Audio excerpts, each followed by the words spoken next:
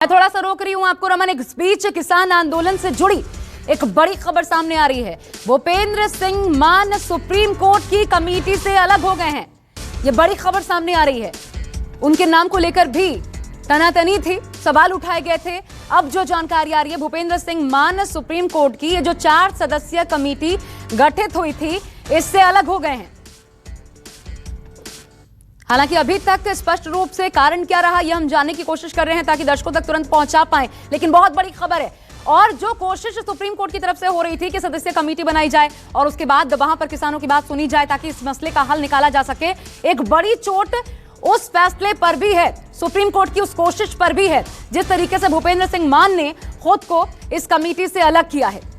यह बड़ी जानकारी, और बड़ी जानकारी इसको लेकर भी सामने आ रही है कि संशय बरकरार है, कल की बैठक हो पाएगी या नहीं अभी तक स्पष्ट नहीं है। सरकार और किसानों के बीच जो 10वें दौर की वार्ता होगी, और उससे पहले अगर इस प्रकार की खबर आती है तो जाहिर तौर पर यह एक झटका है और त्रिस्तरीय, क्योंकि सुप्रीम कोर्ट ने कोशिश करते हुए, हालांकि किसान संगठन बार बार कह रहे थे कि हम तो गए नहीं सुप्रीम कोर्ट, पहले उनकी तरफ से यह भी कहा गया कि हम शामिल नहीं होंगे इस बातचीत में।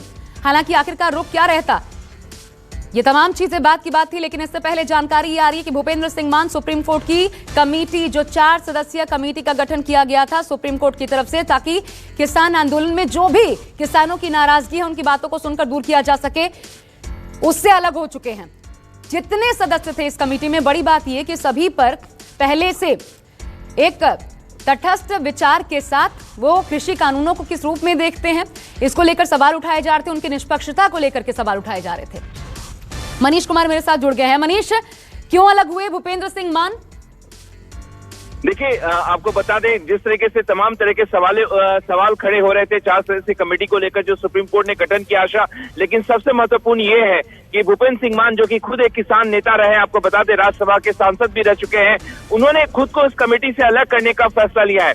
जो ट्वीट कर उन्होंने एक पत्र, जो बयान जो अपना जारी किया है, उन्होंने साफ तौर पे कहा है कि मैं पंजाब के किसानों के साथ खड़ा हूं, मैं पंजाब के किसानों के हितों की अनदेखी नहीं कर सकता। तो ये बयान उन्होंने जारी किया है। इसका मतलब साफ संदेश साफ है कि कहीं ना कहीं एक बात जो ये कही जा रही थी कि वो इस कानून के समर्थन में है, लेकिन किसान, पंजाब के किसान क्योंकि इस कानून का विरोध कर रहे हैं, अब भूपेंद्र सिंह मान कह रहे हैं कि वो पंजाब के किसान जो आंदोलन कर रहे हैं उनके साथ वो खड़े हैं। तो जाहिर तौर पर उन्होंने अपना स्टैंड जो है एक प्रखरता के साथ रखी है, और उन्होंने इस कमेटी से खुद को, जो सुप्रीम कोर्ट ने गठन किया है, उससे खुद को अलग करने का ऐलान कर दिया है।